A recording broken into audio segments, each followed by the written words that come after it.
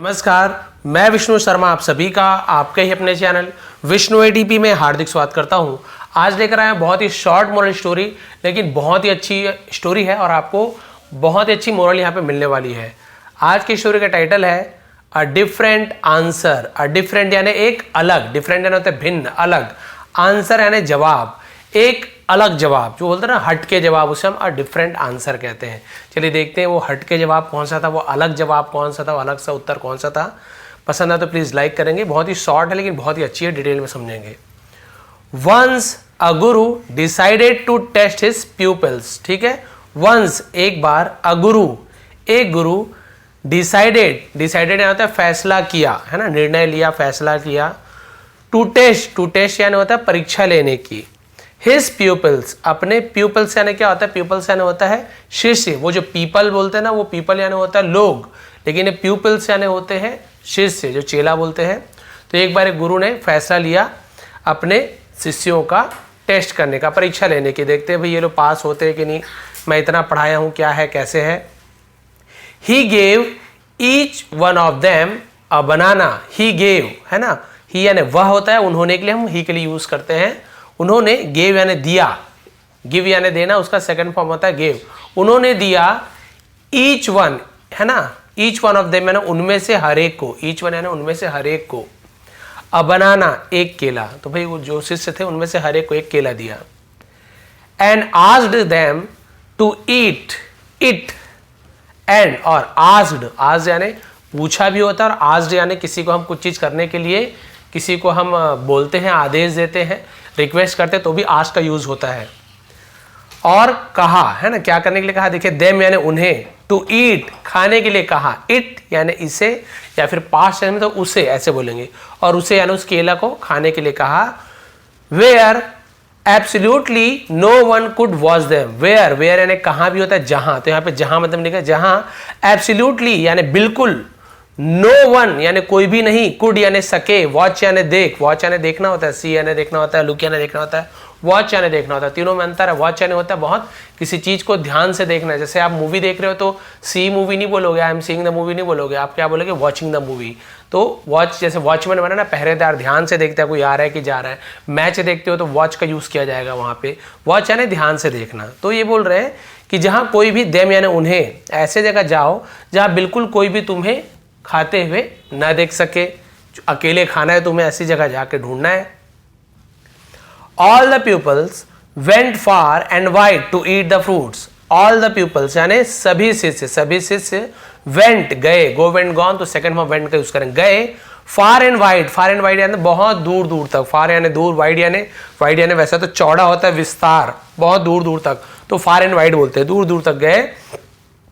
To eat the fruit, to eat यानी खाने के लिए, द फ्रूट यानी फल, वो केला को खाने के लिए अलग अलग जगह गए वो लोग, कि कोई देख ना ले, एक दूसरे को देख ना ले, तो छुप छुप के खाने के लिए।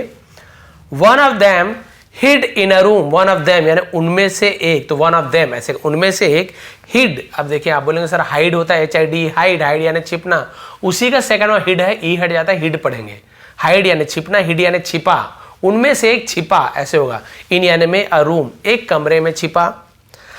Another went far into the fields. Another यानी दूसरा, है ना, एक तो कमरे में छुप गया, और जो दूसरा था, अन्य, दूसरा का यूज करते हैं।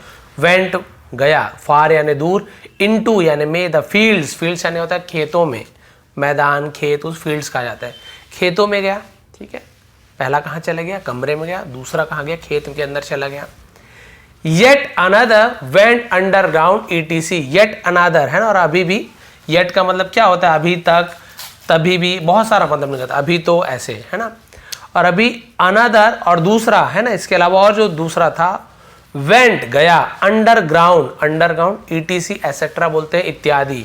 तो अंडरग्राउंड का मतलब भूमिगत, जमीन के नीचे, है ना, कि जमीन के नीचे कोई जगह होगा, ऐसे गुफा उफा जो भी रहा होगा अंदर नीचे, तो वहां चला गया कि मुझे कोई देख ही ना पाए केला खाते हुए, सब जीतना चाहते थे।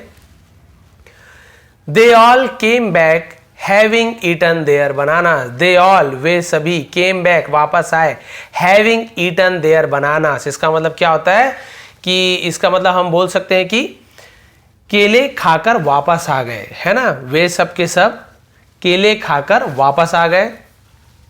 Only one people came back without eating the banana. Only सिर्फ वन पीपल, एक शिष्य, केम बैक वापस आया। कम यानी आना, सेकेंड फॉर्म केम, थर्ड फॉर्म भी कम होता, कम केम कम, तो वापस आया। विदाउट यानी बिना किसी, ईटिंग यानी खाए, द बनाना केला को। सिर्फ एक जो शिष्य था केला को बिना खाया आ गया, बाकी तो खा के आ गया, हमने तो छिपके खाया है, कोई किसी ने देखा, एक बिना खाया आ गया। द गुरु आस्क्ड हिम, गुरु ने, अब यहाँ पे आज यानी पूछा होगा, क्योंकि देखिए क्वेश्चन मार्क है यानी सवाल पूछ रहे हैं, कुछ करने के लिए नहीं बोल रहे, कुछ करने बोलते तो भी आज का यूज होता है, आस्क्ड, ठीक है, लेकिन वहां पे आपको समझ आया कुछ करने बोल रहे कि पूछ रहे हैं, यहाँ पे देखिए क्वेश्चन मार्क यानी पूछ रहे हैं, तो गुरु ने उससे पूछा। अब लड़का है शिष्य तो हिम लड़की होता तो हर सीधी सी बात है, तो गुरु ने उससे पूछा, did you not find a single place, did you not find, क्या तुम्हें नहीं मिला, फाइंड यानी मिलना है ना, क्या तुमने नहीं पाया, नहीं मिला, अ सिंगल यानी एक भी, प्लेस यानी जगह, एक भी जगह नहीं मिला, वेयर यानी जहां, no one was watching you, कोई भी तुम्हें नहीं देख रहा था, ऐसे कोई भी जगह नहीं मिला। तो यहाँ पर देखिए was watching past continuous tense का यूज हो गया है कि कोई भी तुम्हें नहीं देख रहा था, ऐसा कोई जगह तुम्हें नहीं मिला, माय सन, मेरे बेटे। तो गुरु उनसे पूछ रहे हैं, तुम बिना केला खाए वापस क्यों आ गए, तुम्हें एक भी जगह नहीं मिला जहाँ कोई ऐसा तुम्हें देख रहा हो, है ना, जो तुम्हें नहीं देख रहा था। तो अब इसने क्या जवाब दिया, the peoples answer told the guru, है ना, पीपल अपोस्ट्रोफी काकी के शिष्य के जवाब ने टोल्ड, है ना, बता दिया, कह दिया, द गुरु, गुरु को, दैट की he was different from the other, he was different, वह था, डिफरेंट यानी अलग, फ्रॉम यानी से, द अदर्स यानी दूसरों से वो अलग था। उसने जो जवाब दिया ना गुरु को, तो गुरु को समझ आ गया कि ये बाकी शिष्य से अलग है। तो यहाँ पे देखिए क्वेश्चन क्या है, what was the peoples reply, what was क्या था, पीपल्स यानी शिष्य का, रिप्लाई यानी जवाब, शिष्य का जवाब क्या था। आप सोच के देखिए, वैसे आंसर दिया हुआ है नीचे, मेरे पास तो दो जवाब है इसके, अब यहाँ पे एक सिंगल आंसर दिया हुआ है, आपको भी बताने वाला हूँ, लेकिन आप लोग पॉज करके भी सोच सकते हैं कि भाई ऐसे क्या जवाब दिया होगा कि भाई इसे कोई जगह मिला ही नहीं जहाँ पे कोई इसे देख ना रहा हो, जबकि बाकी सब तो केले खा के आ गए। तो देखिए इसका आंसर क्या है, और जिन्हें आंसर सोचना है पॉज करके सोच सकते हैं। तो इसका आंसर है, द पीपल रिप्लाइड, शिष्य ने जवाब दिया, रिप्लाई यानी जवाब देना, रिप्लाइड यानी जवाब दिया। अब ये बोलेंगे आप कि सर ये पास्ट टेंस है, व्हाट वॉज है ना, वॉज यानी था, द पीपल्स रिप्लाई, तो क्या बोलते हैं, आपका शिष्य का जवाब क्या था, तो आपने यहाँ पे रिप्लाई क्यों लिखा, रिप्लाइड क्यों नहीं लिखा। तो आपको बता दूं, जो सेकंड फॉर्म का यूज़ केवल अफर्मेटिव सकारात्मक में ही सेकंड फॉर्म का यूज़ होता है, बाकी जब निगेटिव बनाते हैं या इंट्रोगेटिव बनाते हैं, जब प्रश्न बनाते हैं या नकारात्मक बनाते हैं, तो हम फर्स्ट फॉर्म का ही यूज़ करते हैं। ये चीज़ ध्यान देंगे, है ये पास्ट टेंस का सेंटेंस, वॉज यानी था, लेकिन हम फर्स्ट फॉर्म का यूज़ करके, क्योंकि सवाल बन रहा है, देखिए व्हाट वॉज क्या जवाब था, तो हम रिप्लाइड नहीं लिखेंगे क्योंकि यहाँ पे पास्ट टेंस का यूज़ हो चुका है। वैसे यहाँ पे द पीपल रिप्लाइड, जवाब दिया, ये अफर्मेटिव सकारात्मक है, यहीं पे सवाल पूछते तो ये फर्स्ट फॉर्म हो जाता, जवाब देते नहीं में तो फर्स्ट फॉर्म हो जाता है ना, नॉट रिप्लाई, ऐसे नॉट रिप्लाइड नहीं होता। तो ये क्लियर हो गया आपको। तो शिष्य ने जवाब दिया, गुरु जी, तो गुरु को गुरु जी बोलते हैं, एवरीवेयर, एवरीवेयर यानी हर जगह, जहां कहीं, हर जगह एवरीवेयर, आई वेंट, जहां कहीं भी मैं गया यानी हर जगह मैं गया, आई फाउंड मैंने पाया, आई फाइंड, फाइंड यानी पाना, फाउंड यानी पाया, मैंने पाया, माई ओन आईज मेरी खुद की आंखें, वॉचिंग मी मुझे देख रही है, देख रही थी, फाउंड पास्ट टेंस है, मैंने पाया कि मेरी खुद की आंखें मुझे देख रही है, देख रही थी, सो इसलिए I couldn't eat the banana, I couldn't, I could not को कुडंट शॉर्ट में दिए, कुडंट यानी कुड नॉट नहीं सका, ईट यानी खा, तो आई कुडंट ईट मैं खा नहीं सका, आई कुडंट रन मैं दौड़ नहीं सका। अब आपको बोलना मैं खा नहीं सकता, तो आई कैंट हो जाता, कैंट है ना, कैन नॉट तो उसको कैंट बोल देते हैं, उसी को शॉर्ट में कुडंट बोल देते हैं। इसलिए I couldn't eat the banana, इसलिए मैं केला नहीं खा सका।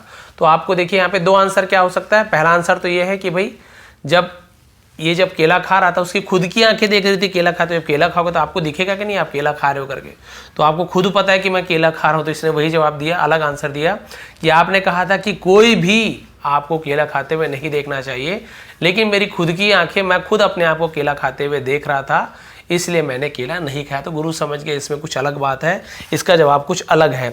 उसी प्रकार से यदि लाइफ में कोई भी आप लोग गलती करते हैं या कोई भी काम करते हैं, आपको लगता है कि अरे मैं छिपके कर रहा हूँ, कोई नहीं जान पाएगा, तो इसका 2 आंसर है। पहला तो यही कि आप खुद देख रहे हैं कि आप क्या गलती कर रहे हैं, आप क्या गलत कर रहे हैं, आप खुद जानते हैं, आप खुद देख रहे हो।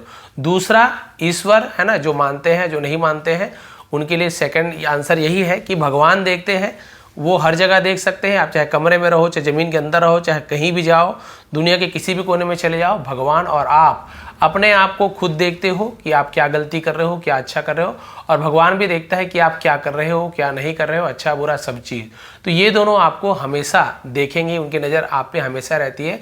तो इसलिए कभी भी छुप कर कोई गलत काम ना करें। कुछ करते हैं तो आप ये ना सोचें कि आपको किसी ने नहीं देखा, आप अपने आप को देखिए कि आप क्या गलत कर रहे हैं, और भगवान भी देखता है कि आप क्या अच्छा किए, क्या बुरा किए, उसके हिसाब से आपको जो भी फल मिलेगा, अच्छा बुरा आपको मिलना है। हमारे जो हमारे सनातन धर्म के अनुसार, बाकी सभी धर्म की अलग अलग मान्यता हो सकती है, लेकिन मैं जो जानता हूँ वो बता रहा हूँ। तो इसलिए इस शिष्य ने वही कहा कि मैं अपने आप को देख रहा था खाते हुए, इसलिए मैंने केला नहीं खाया। तो भाई ये सच बोल रहा है, बाकी सभी तो अपने आप को खाते हुए देखे ना, तो ये अलग, सबसे अलग हटके हुआ। तो गुरुजी ने इसे कहा कि हाँ, इसका जवाब सबसे अलग था, अ डिफरेंट आंसर।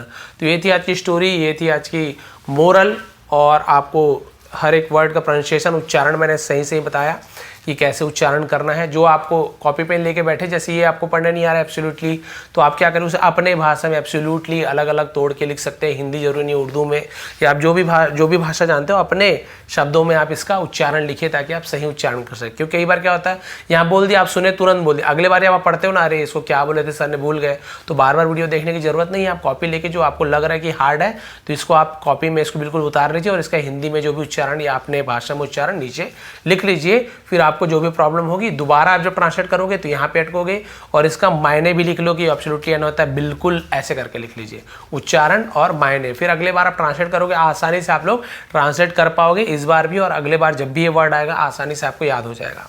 ये थी आज की वीडियो। थोड़ी पसंद है तो प्लीज़ लाइक करेंगे, शेयर करेंगे।